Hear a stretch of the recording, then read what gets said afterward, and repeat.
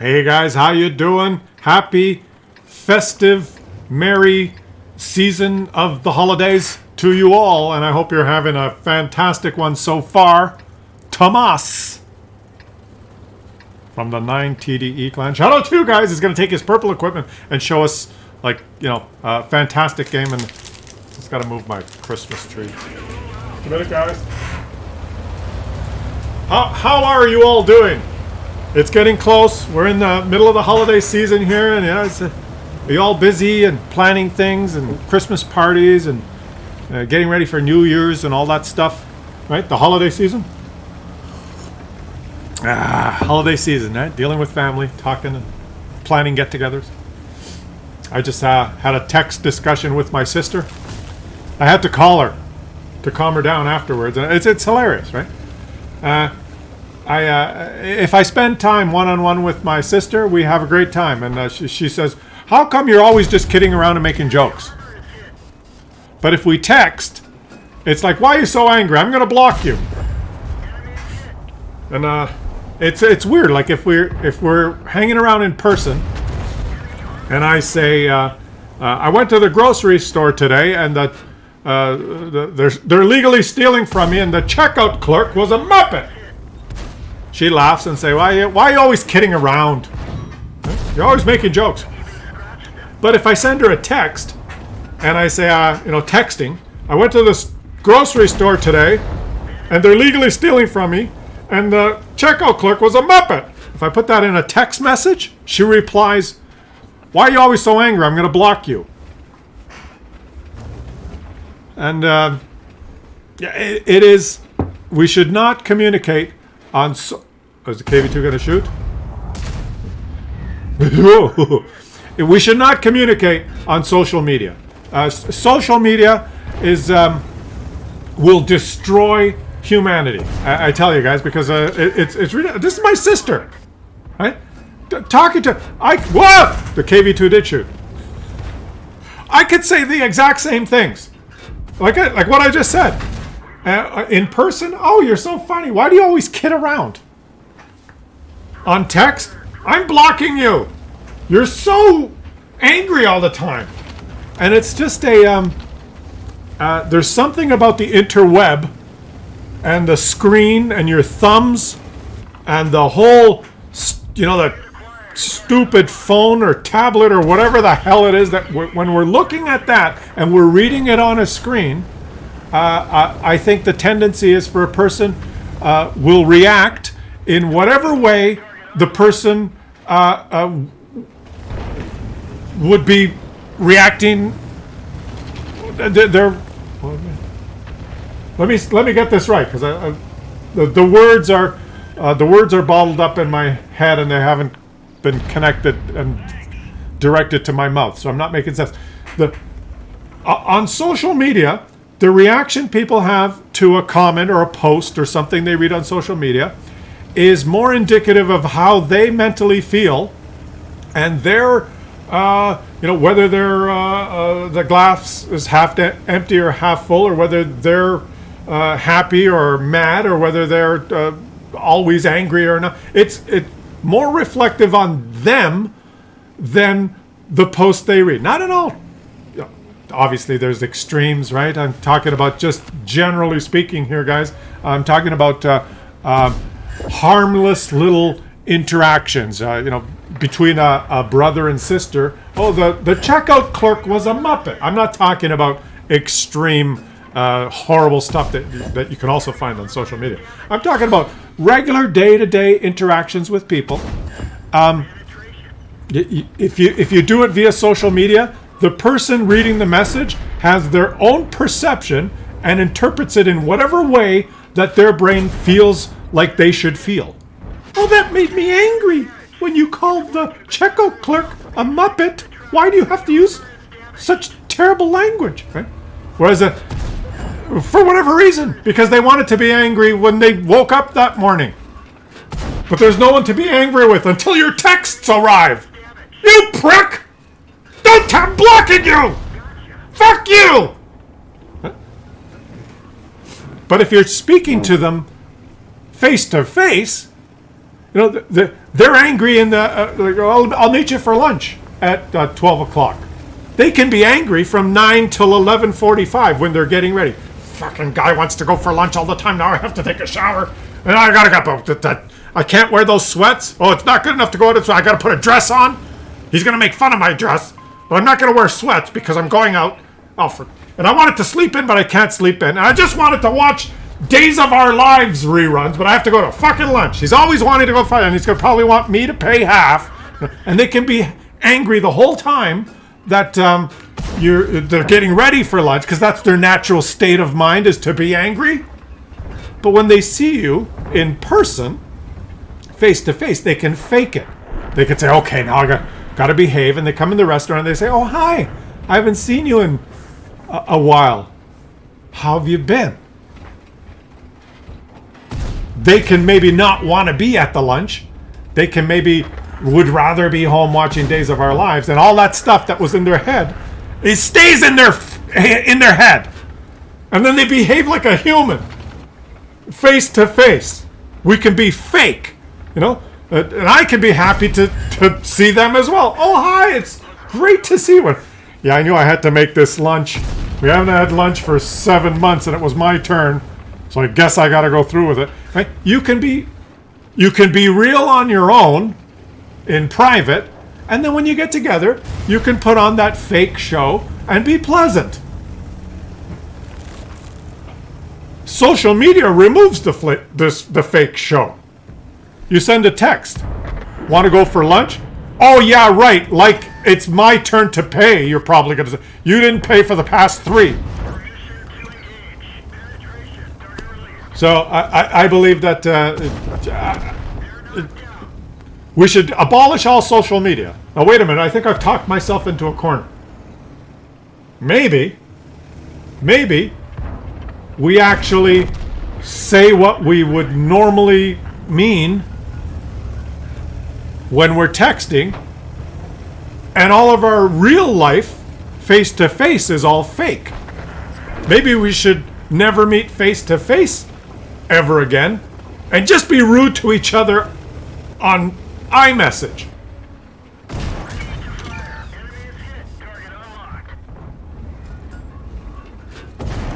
What is the correct? Do you see, guys? Did I trick you? Did I trick you? The diatribe? You'll notice that now there's a quandary, there's a conundrum, and you're probably thinking, oh, wait a minute, he's right. It's worse when you're texting. And then some of you are like, hey, wait a minute, he's right. When you're texting, you're telling the truth. Hey, huh? Which way? Which way's right and wrong? What's true and what's false? What makes sense and what doesn't? Think about it. All I know is that when I talk to my sister face to face, she says, oh, you're so funny, you're always happy. And when I text her, oh, you're always angry, I'm going to block you. And I say the same things.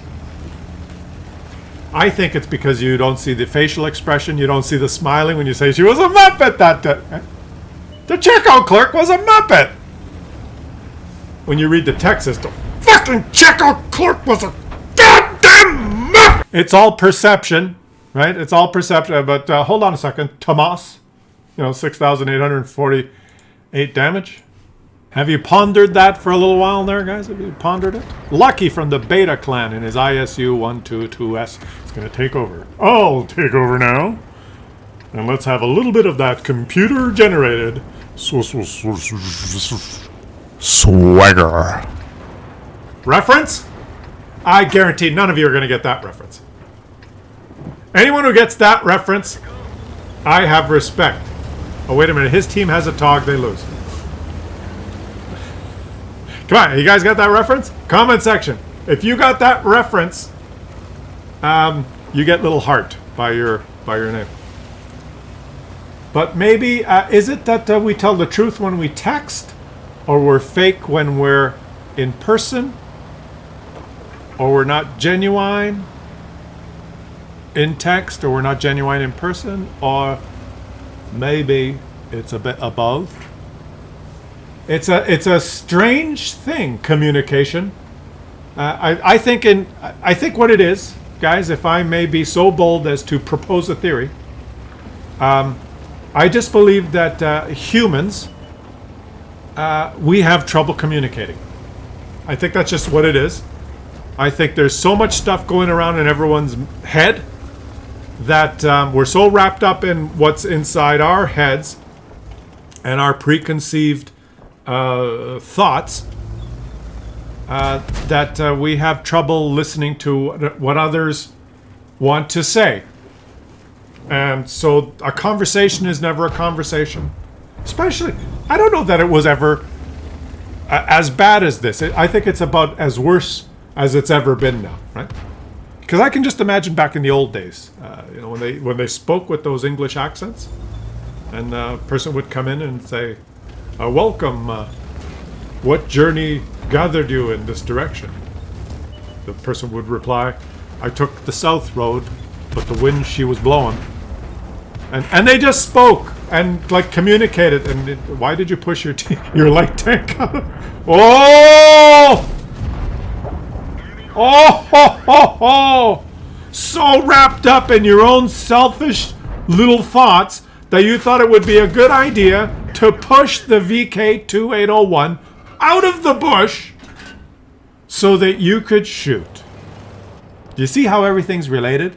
How do I come up with these videos, guys? How do I put on this entertainment for you and mesmerize you with these discussions and have what's happening in the video and the tank game mirror the conversation and show and express in a pictorial way the thoughts that are emanating from our discussion? How do I get it to work out? You ever thought of that? Or does my conversation in some way is guided by the pictorial background, the video of the game that we're watching?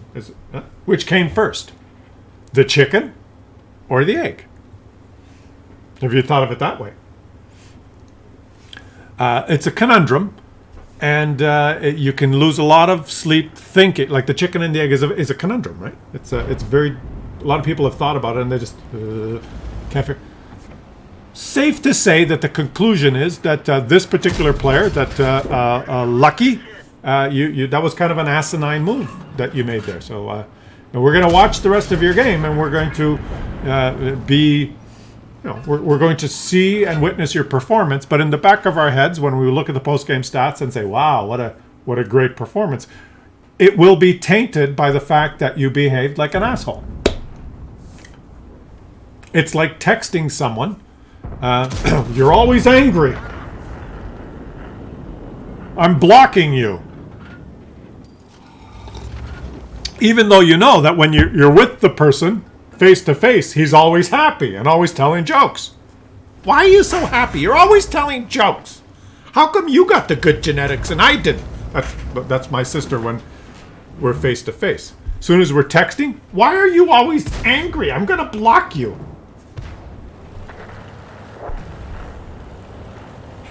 Incidentally, she does play World of Tanks, which that's a topic of another discussion. Maybe this whole discussion is leading to the conclusion that, in general, people who play this game are nuts. I mean, that could be... It always depends on the sample size that you're dealing with, right? Like most of the people that are viewing this video have played this game. So you read the comment section, and it's going to be skewed. Like, for example... Most of the people that watch this video, not many of them are going to be involved in trying to achieve a breakthrough in science that could lead to the winning of a Nobel Prize. There won't be that many of those type of people watching this game. So we're never going to get a very insightful comment in the comment section. I mean, to that extent, right? There are no Einsteins among you. Is what I'm trying to say. I'm not trying to insult you. I'm not trying to say that you're all stupid because you play this game. Don't misunderstand me.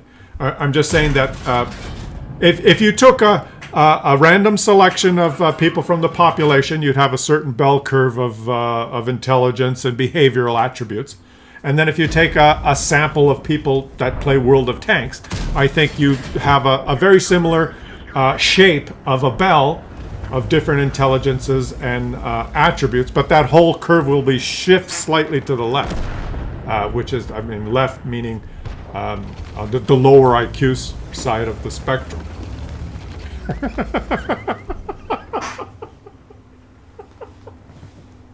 And don't ask me why this video is going in this way. But do you agree with that comment? Anytime I can put a little jab into the the World of Tanks community. And of course, most of you are going to be watching. Yeah, that's right. Most of the players I come across when I play are dicks. That is another conundrum. That's something that's studied in science, guys.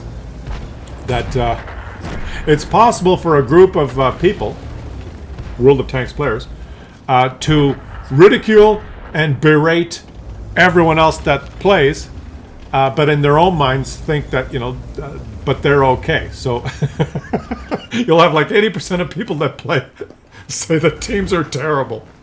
But at the same time, the people that are complaining about the teams, they're on the team. So think about that. You are part of the distribution that you're complaining about, right? I just think that's funny. There's so many conundrums. Like the Schrodinger cat. That's still unsolved to this day. There is a cat in a box, sealed. You cannot see the cat. Within the cat's box is a vial of poison. Hovering above the vial of poison is a hammer. The hammer is triggered to fall if a piece of uranium that is also in the box degrades and shoots out a proton. We know that the uranium will eventually decay and a proton will be shot out, and therefore the hammer will fall, break the poison, and kill the cat. But we know that in a certain period of time, the uranium has a certain percentage chance of decaying. But the question is, at any given moment in time, is the cat alive or is the cat dead? Well, you don't know because he's in the box. But if you wait 3 minutes, you may say, well, the uranium has a 48% chance of decaying in that 3 minutes.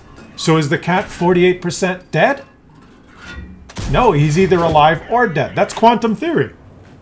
But the thing is, you don't know if he's alive or not because he's in the box. You only know if he's alive or not if you open the box. And if you open the box, you've observed. Your observation has influenced the answer. Because your answer then when you open the box, if he goes meow, he's alive. And you go, oh, he's alive. If he's like, he's dead. Quantum. He's either alive or dead, but you don't know till you open the box. So your observation of the cat determines the answer to the question. So you don't know if the cat's alive or dead. And you can never know unless you observe. And your observation influences the result. And no one's been able to solve that thought experiment. Is the cat alive or dead? There is no answer that scientists agree is rigorous enough to be a solid answer. Other than, we don't know. And that's basically quantum theory. Where is the electron? We don't know. Well, we can do an experiment. We can get a really big microscope, and then we can actually devise a machine that could actually see so small that we can finally see the electron. But as soon as you turn the machine on and you shine the light that has to reflect so that we can see the electron, that light makes the electron move. Boop. As soon as we start observing it, it moves. It's gone. It's not where we thought it was. Why is it over there? It's here, there, where, who, what? The answer is you just don't know.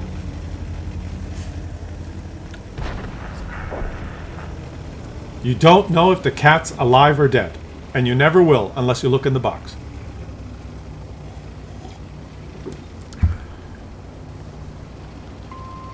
Now, the real question where it gets really mind-blowing and you start getting into philosophy is, does the cat even exist until you observe him or her? Is there actually a cat?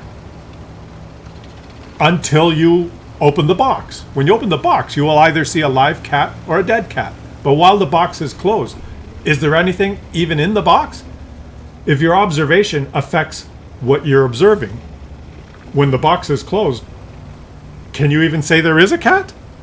Does the cat only come into existence when you open the box? And before that, he's neither a live cat or a dead cat or a cat at all? He's fluctuating at a state of either dead or alive or somewhere in between? That was the universe before the Big Bang. It was neither there or not there. We don't know. That's the correct answer. We don't know. I think I summed everything up pretty end today. Did I blow your minds? Huh? I'm in one of those moods today, guys. But everything I said in this video is completely true and scientifically accurate and robust. And you should know that I'm right about everything I said, and my sister's wrong. I'm not angry. I'm usually happy and funny and laugh, ha ha ha. Right? And even if I text her, I'm not. Oh, you're so angry. I'm gonna block you. Boo hoo. Anyways, I'll catch you guys. If there is a next one, you won't know there is a next one until you observe the next one. And you should ask yourself, if I don't watch his video tomorrow, does that video actually exist? Is the moon there just because a mouse sees it? Who said that?